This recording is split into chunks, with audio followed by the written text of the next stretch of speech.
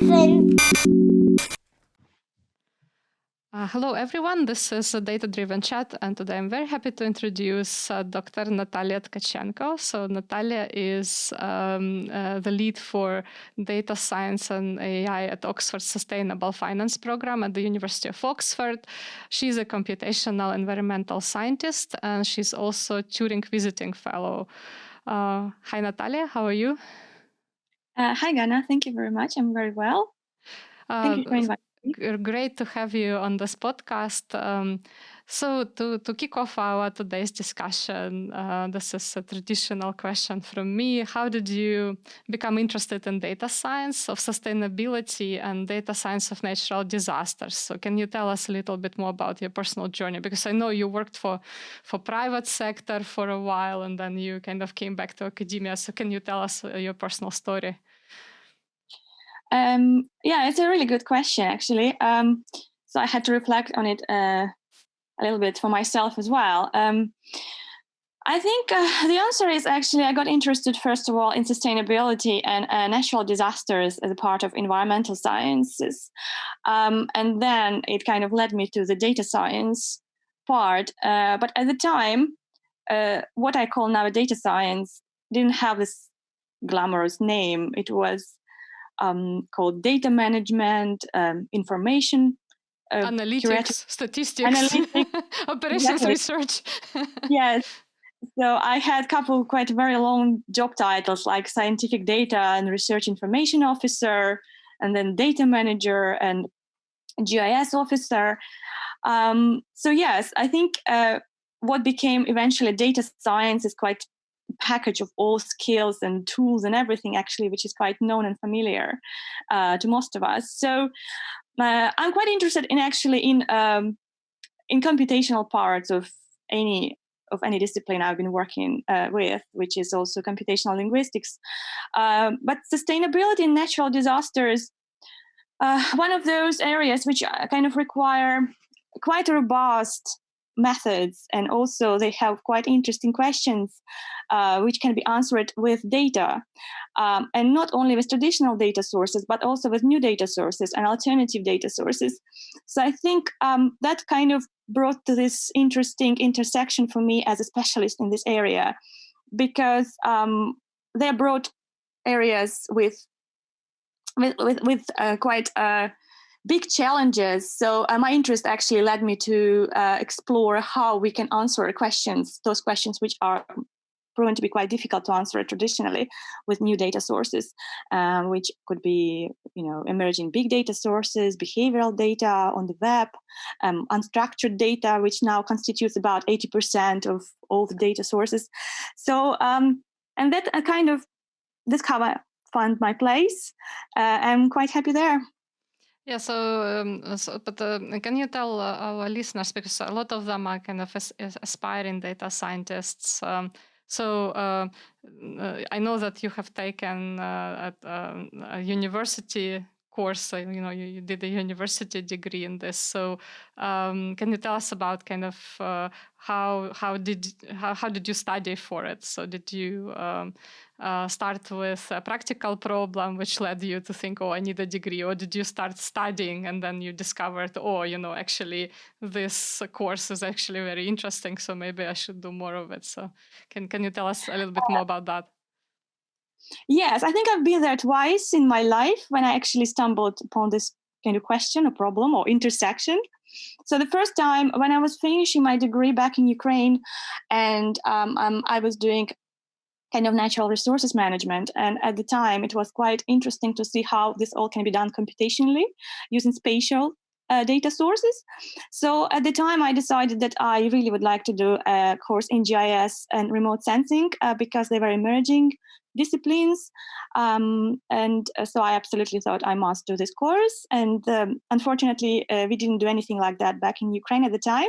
So I had to go through a scholarship application rounds and then and I got it eventually. So I got a scholarship of government of France, and I went to study in the private engineering school in Paris, AgroParisTech. At the time, they ran the most famous course, which is called Spatial Analytics and Methods for natural resources management. And I think it was quite a great experience for me. That wasn't a data science per se, but they used here and there at the time terms data science, data preparation, and it was the first time when I saw that actually there's a structure in this field, and which is actually starting to develop and is there to stay for quite a long period of time, as it's proven over time as well. So then I went to work in this area for a couple of years, and second time actually when I entered the course, which is actually called formally data science, was in the University of Warwick, where Warwick was the university which was the first in the UK which introduced undergraduate degree in data science, which was quite interesting, attractive, and exciting. And I decided that I absolutely must do a degree in this field. And so what I knew before in terms of GIS, spatial data analytics, was actually a fraction in what is a much broader field of data science.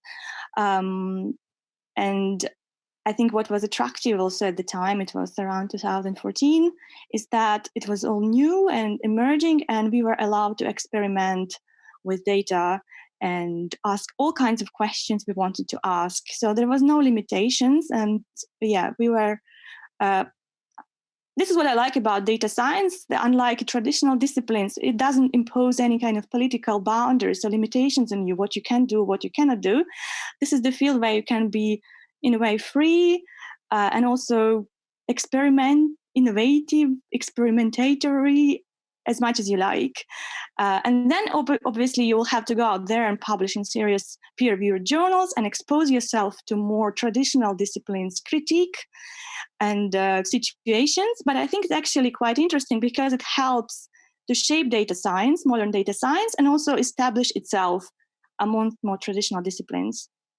So yes, I've been there twice, and it was a great journey, I think. And actually, it's only helped me to kind of reassure myself that I had chosen the right path for myself, because in terms of modern academia, I think it's also quite important, obviously, to be very, very good specialist in your field and area. But I think it's also very important to understand how to innovate in the modern world, which is quite open and slightly crazy and also unpredictable. So traditional disciplines are not necessarily good or well positioned in current situations to answer all these challenges. So I think fields like data science can help, and I honestly believe in that myself. So yeah, I guess your story tells us that if you study long enough, eventually you will end up with a position at the University of Oxford. So I guess that's the message that we want to deliver to everyone else. So yeah, do study and consider university degrees and university courses, because you get really great knowledge in data science out of these programs and courses. So in terms of, I just want to kind of dig a bit deeper into your area of expertise. So I think a lot of people do not realize that environmental impact assessment, natural disasters research, and data science could be combined.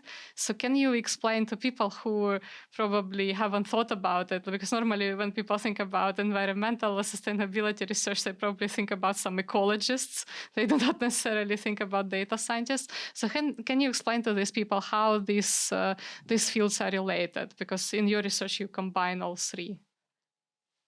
So I can say straight away that all these three fields, they kind of could be found under the common umbrella of two big buzzwords of the modern days, which are called climate change and adaptation. So data science, we obviously experiencing a lot of proofs and confirmations of climate change, and obviously in the situation we found ourselves now in the lockdown due to COVID. So its connection for me is quite obvious, because and actually quite obviously I also would say and advocate for the fact that they should be combined, because we need to know how to adapt, and we need to understand better how to live with climate change. So connection, obviously, we need to adapt, and we need to know how this dynamic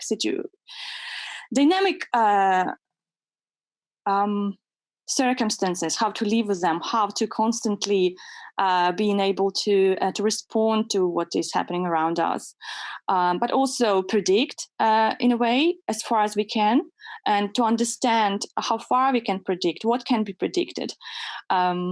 So data science obviously provides tools and methods for prediction.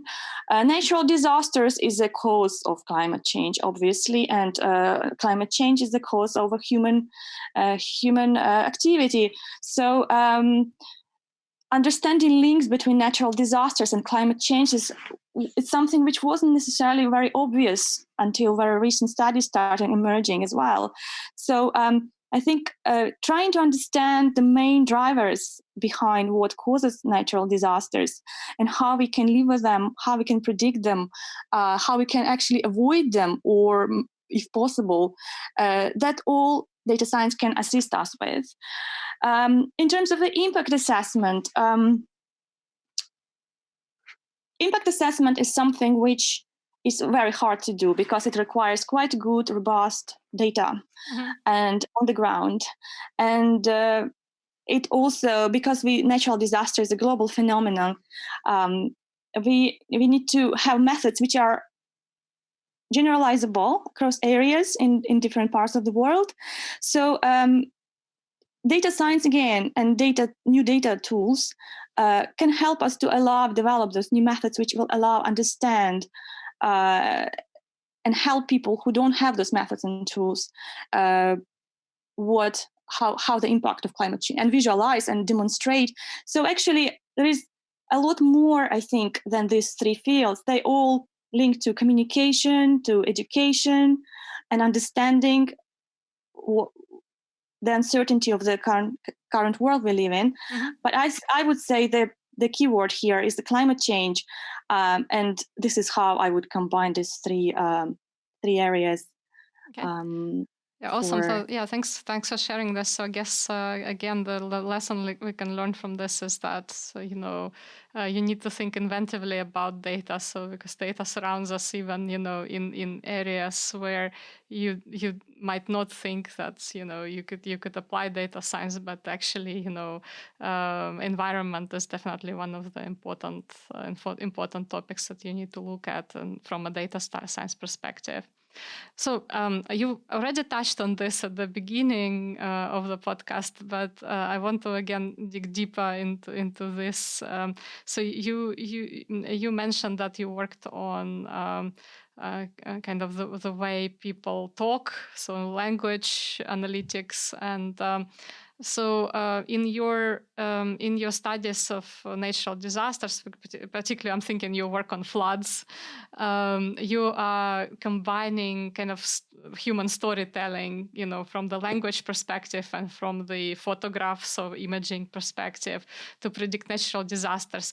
Can you tell us a little bit more about this? I know that you have series of projects on this. Can you tell us about maybe one project that you particularly like, or maybe this stream of work that you have done?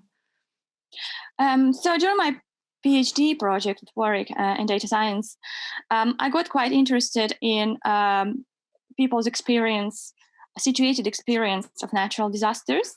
So I think traditionally natural disasters have been studied by physical geographers as a phenomena which probably almost nothing to do with people. And I think only when kind of population grew and over last century, and natural disasters kind of started increasing in frequency and magnitude, people became more exposed to this danger of climate change. So, but still the methods were still the same. So we're still measuring physical phenomena rather than phenomena which affects people. So I started thinking, well, we need to include people here. So we need to try and understand how people experience events. And this will help us better and be better equipped to understand, first of all, who is more vulnerable, who is less vulnerable, who needs help, who is actually, just an idle bystander. And it would be quite exciting, I thought, to include the behavioral data into the models which traditionally use sensor readings. So in such case, I thought, well, we need to look at some longitudinal data, probably from social media, some unstructured information, and multimodal data, because as we know, people's experiences, they're not necessarily, they're sensory. The people see, people experience, people hear. So data should be captured as much as possible of that situatedness people find themselves in the middle of natural disasters. So my project looks at which I started during my PhD, and it's still ongoing because it became like, I wouldn't say it's my lifetime. Stream. Exactly. I wouldn't say it's my lifetime obsession, but it's kind of a hobby at the moment because not all the questions have been answered during PhD. So there is a lot more. So I worked on a study which used a platform called Flickr, and it has photographs, and they are linguistically tagged photographs. So I wanted to see how what people see and what people talk about, how it can be combined, and eventually it led to some interesting finding that people can use the same words to describe situations at risk and outside risk, and because those words, they are quite numerous on social media, they can be a substantially increased amount of useful information which can be used as a semantic sensors signals for to be embedded into current flood risk communication systems. And it was quite powerful at the time, because as we know, natural disasters can be described by very small amount of words. You can describe flood as flood pretty much, and there is not much signals on social media describing floods outside flood period. So, but words which have kind of much broader semantic meanings and used more on an everyday basis, like water, river, and all kinds of water bodies and everything hydrologically related. Those words, they exist in much, much higher volumes on social media, and how they dynamics of those words is actually could be quite, understanding dynamics of those words could be quite powerful addition to the sensing of disasters from the human perspective. So that was I made use of, and yes, it was interesting study which I found quite exciting, but it also initiated my interest in the linguistic concept called semantic drift, which is traditionally has been used by theoretical linguists and was predominantly applied to the corpora-based analysis. I took it out of a theoretical space and tried to reapply it to kind of more kind of pragmatic problem. So yes, that was exciting. And also I think because natural disasters is such a big topic and it's usually covered by media very widely, people talk about it and people exchange a lot of information about it. This is also quite a good data generating, because we should, when we talk about data, we should also think about how data generating event is. So natural disasters produce a lot of data, unstructured data, and I think we should know and develop new methods which make the most out of that 80% of useful unstructured data.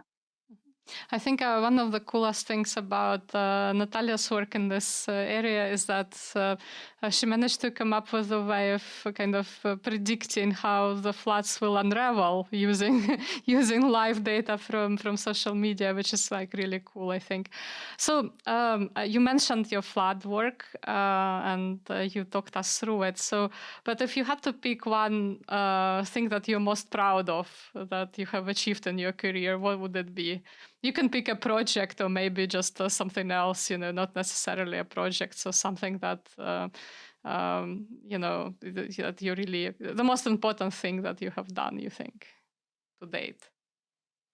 That's a really good question, actually. I think I would still probably stick to my PhD project. I don't know. I think maybe because I got really obsessed in a good way with it. And I wish everyone who is embarking on PhD studies to have this obsession.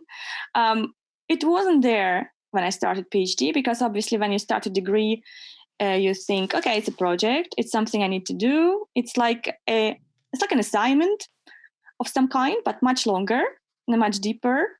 And also I've heard some horror stories about PhD time, when people get frustrated, unhappy, upset about workload and things like that.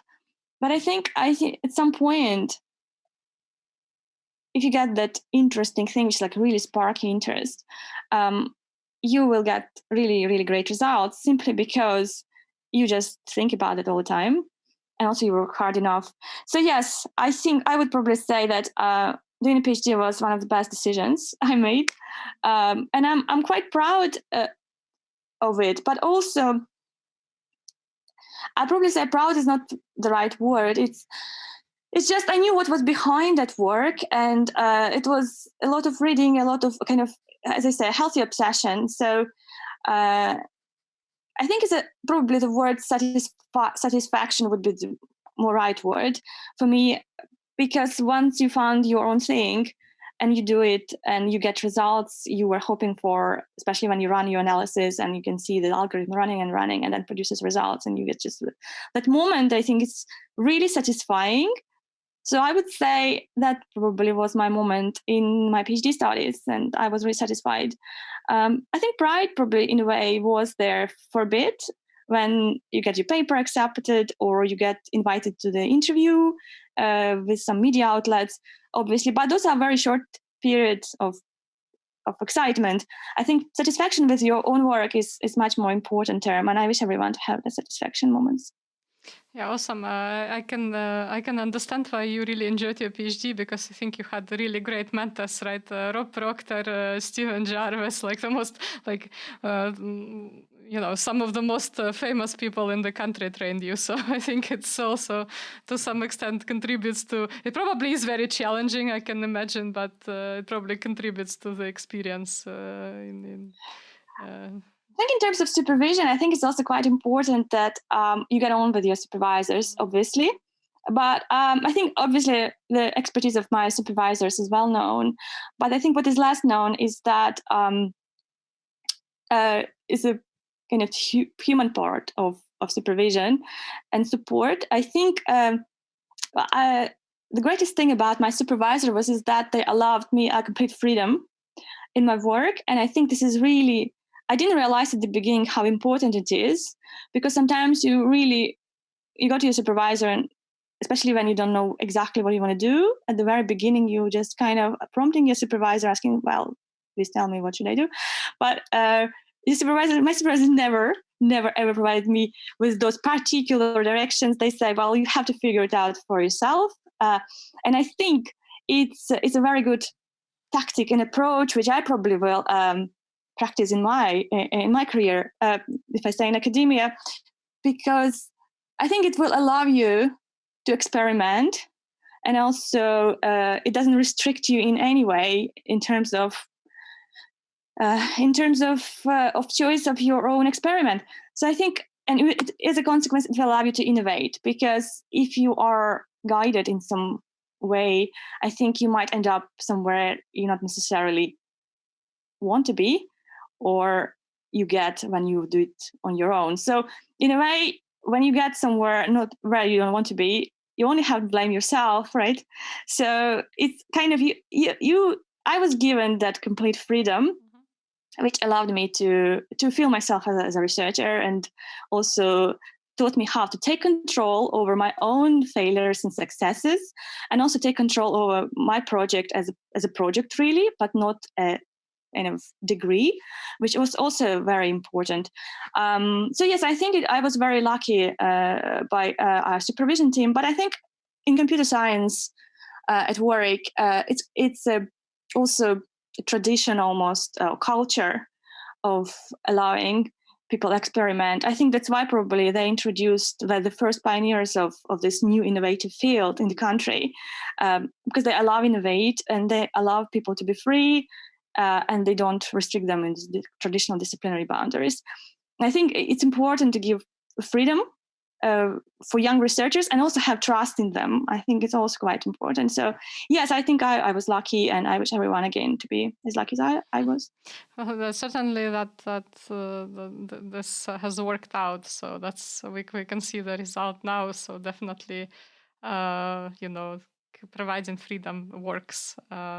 Well, I guess it works for good students. Like in my personal experience, it could go different ways, but for people who are good, definitely. So, as someone who works on sustainability and climate change, as you said, can you give any practical tips to people who want to lead more sustainable life? Maybe something you learned from your research.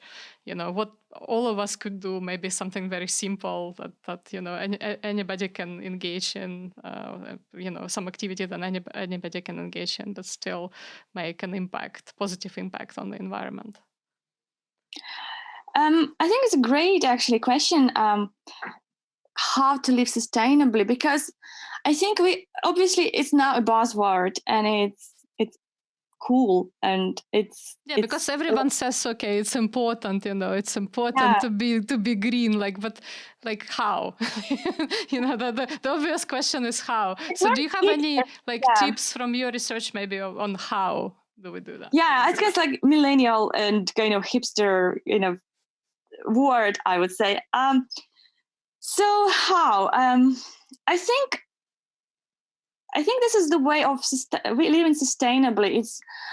It's living in a certain extent what I call ecological living, but it's much more than relationships between people and environment, or people and material world, or people and things. I think it's in general how you actually go through this life in terms of information exchange as well. So how you would not provide more than you need, somebody wants to hear, or you are not accepting too much negative information either. So I think it's kind of in terms of establishing these healthy boundaries between yourself and surrounding. I think that would be probably the best description for me. It's also kind of respecting. As you respect people, you should respect things, you should respect environment, you should understand, you should be aware of yourself positioning in this world as well. I know it sounds a little bit too deep, kind of and philosophical, but I think obviously we all temporary on this planet, and trying to look from this perspective, understanding what kind of footprint I'm leaving. Is it footprint very big, selfish, negative? What people are thinking about me? Obviously not to the kind of level of obsession, but just trying to understand how ecology is about balance. And I think finding this right balance, or at least obviously it's going to be very difficult now because people got used to this over-consuming and over-establishing and over-asserting themselves. I think because this is the culture and it's what we kind of grew up to be. But I think it's also trying to understand yourself, kind of, as you call, get out of your own body, look at yourself from the side and trying to understand, am I ecological enough? Is my living ecological? Mm-hmm. Can I do something better, right? Exactly. I can do something better. But also, I think I wanted to mention something about this unconscious consciousness, which one of my friends actually told me about us children of the 90s in the country where we didn't have lots of plastic bags. We had only glass bottles, and we had to return them, and we get some small money for those. So we kind of grew in a culture in a way. We thought austerity at the time when we had to make our own clothes. I had to knit my own jumpers and dresses, and then when I grew out of them, I had to undo them and knit again. So I think, and what we thought at the time, oh my God, it's the poverty, it's the austerity kind of situation. But actually, I think it was quite sustainable way of living. Yeah. Exactly. We valued more those things. We valued that clothes. We valued those shoes which we bought. I don't know. In my case, it was like big thing for me, going once a year shopping shoes for a new school year. At the time, now I can go and shop every weekend. Mm-hmm. I don't wear them. I forget about them. I found kind of a couple of boxes of shoes I haven't even opened. So I think the idea of it's quite, sustainability is not necessarily something which we have to cut ourselves in. or limit ourselves. It's actually very satisfying way of living because it brings to a certain extent those elements of excitement and respect, again, and kind of ecological approach towards ourselves, material world, ourselves and other people, ourselves and environment. So obviously we cannot avoid the topic of COVID-19. So in recent months we have seen definitely, the reduction in travel and overall kind of pollution, at least pollution from travel. But I remember you posted something on social media saying, well, yeah, but people don't pollute from travel, but they do still throw away a lot of plastic. So in your opinion, does the current quarantine situation actually have a positive impact on the environment? And do you think it's whatever effect there is it a temporary effect or is it going to be a long-term effect? So will, kind of working from home become, or like less travel become the new norm? I just wanted to kind of get your opinion on that. That's again another great question. I think it does. Obviously, we are already witnessing. Obviously, not taking into account those fake photographs where animals being photoshopped to the streets. But I think obviously there is positive effect. Less pollution. People working from home brings certain a lot of positive signs for environment. Obviously, kind of maybe some even relief to a certain extent. Which effect it will have, whether it's going to persist, I think it's to some extent depends on the regulations. I personally don't think. I hope that it's going to bring positive change, and that people will become more aware of what happened and learn a lesson.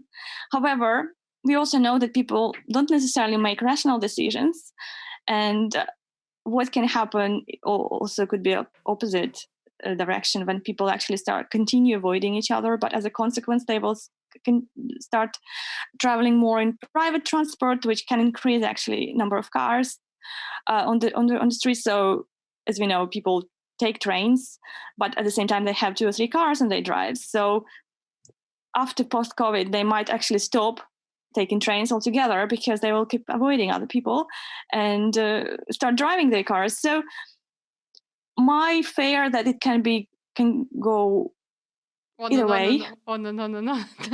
Yeah. Yes, exactly. But I think it's quite important that the wise decisions will be made by decision makers and quite reflexive decisions made by people themselves, responsible decisions. I think quite important here is media and communication and education. And I think, yes, it's a tricky situation, hard to predict.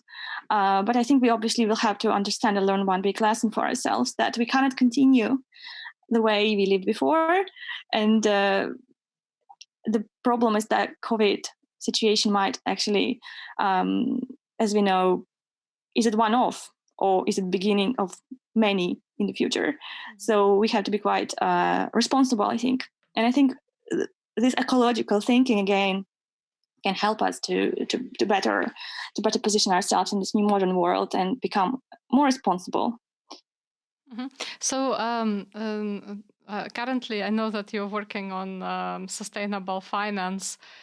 So again, if we think about the impact of COVID on sustainable finance, do you see any change? So what's your take on the how this current situation, quarantining, affected sustainable finance? Maybe it didn't have any effect. I don't know, but what's your view?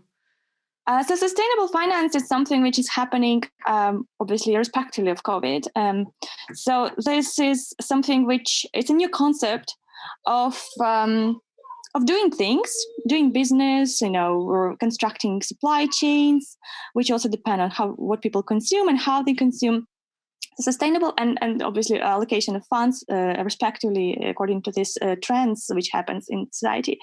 Sustainable finance develops. I think it will have effect on sustainable finance in a way. There's one more factor to take into account, big factor, which brings like a lot of number of sub factors.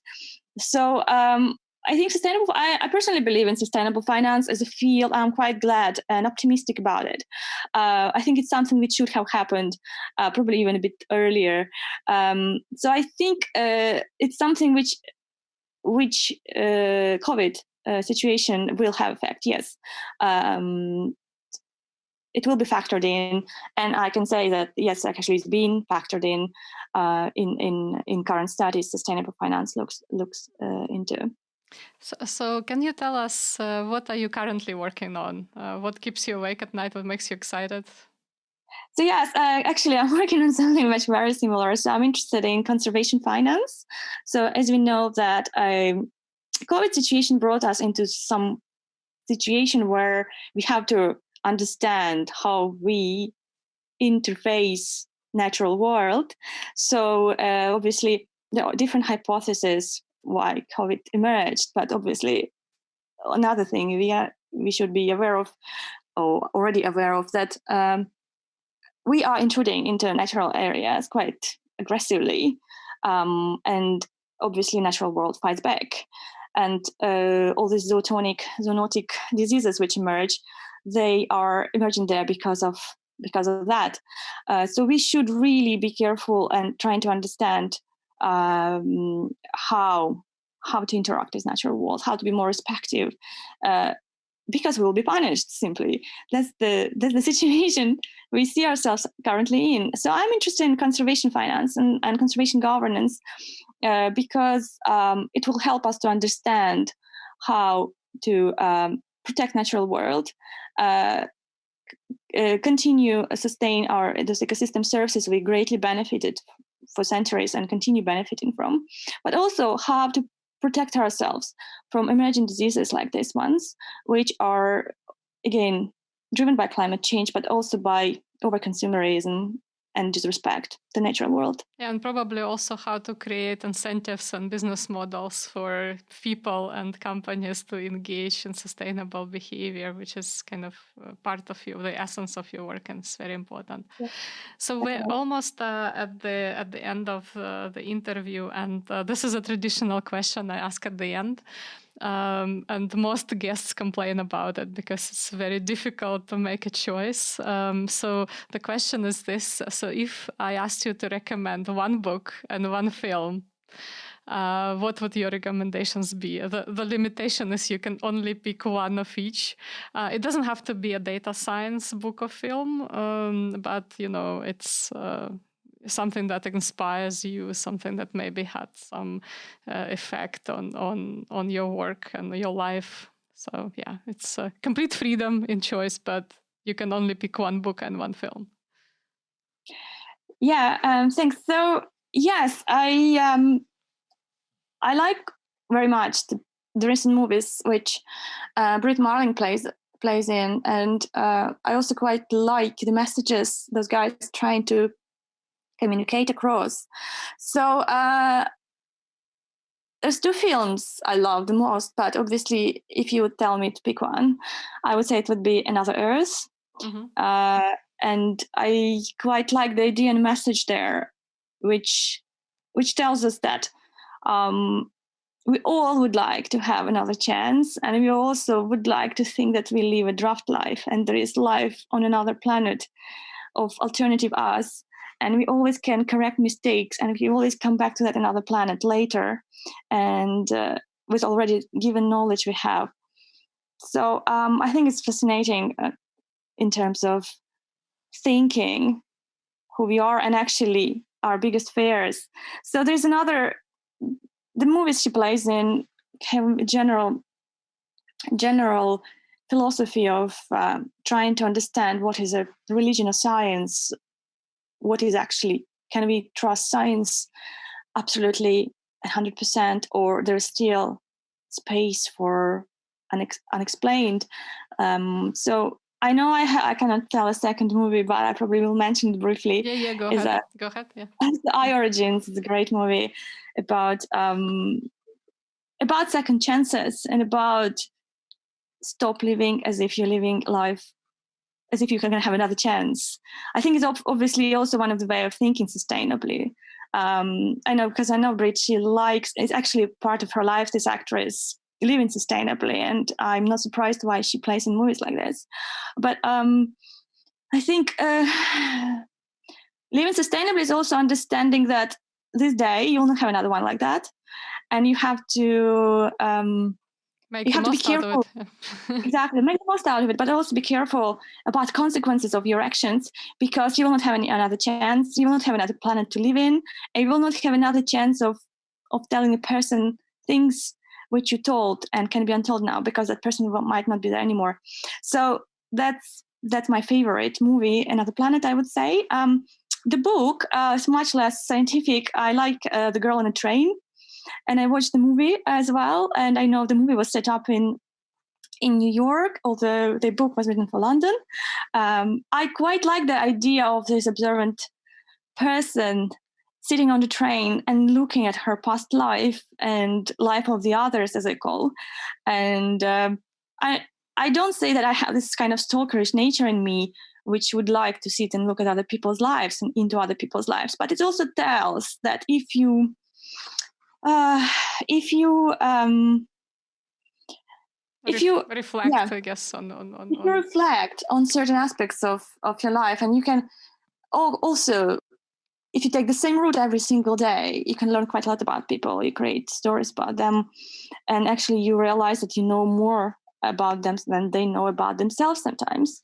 So I was quite... This film actually reminds me a lot of, Amélie, in a sense, a completely different genre, of course, but, it's also kind of film where not much is happening, right? But she's noticing different things about people. So yeah, it's cool. I think it's also quite interesting in terms of the knowing lives of others, but also I think part of it was the experience of how I came to watch that movie, because I came to watch it in the cinema on the work day. I wouldn't want to tell that I skipped work, but after work, let's put it like this. So I went there, and in the cinema, what I realized, there was absolutely nobody in the cinema room, and I was slightly a scared. private screening for you. Yeah, it was.